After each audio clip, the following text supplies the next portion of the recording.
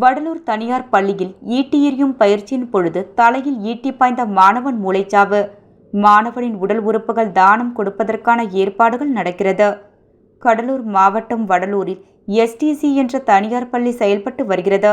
இந்த பள்ளியில் கடந்த 2 தினங்களுக்கு முன்பு மாணவர்கள் ஈட்டி எறிதல் பயிற்சியில் ஈடுபட்டு கொண்டிருந்த பொழுது கிஷோர் என்ற மாணவர் மீது எதிர்பாராத விதமாக ஈட்டி தலையில் பாய்ந்து பலத்த காயம் ஏற்பட்டு புதுச்சேரி தனியார் மருத்துவமனையில் சிகிச்சை பெற்று வந்தார். தொடர்ந்து மேல் சிகிச்சைக்காக முண்டியாம்பாக்கம் அரசு மருத்துவமனைக்கு அனுப்பி வைக்கப்பட்டார். அங்கும் சிகிச்சை பலனின்றி அவர் மூளைச்சாவு அடைந்தார். இதைத் தொடர்ந்து அவரது உடல் உறுப்புகள் தானம் பெறுவதற்கான ஏற்பாடுகள் நடைபெற்று வருகிறது. பயிற்சி எப்பொழுது ஈட்டி பாய்ந்து மாணவன் மூளைச்சாவு அடைந்த சம்பவம் வடலூர் பகுதியில் பெரும் சோகத்தை ஏற்படுத்தியுள்ளது.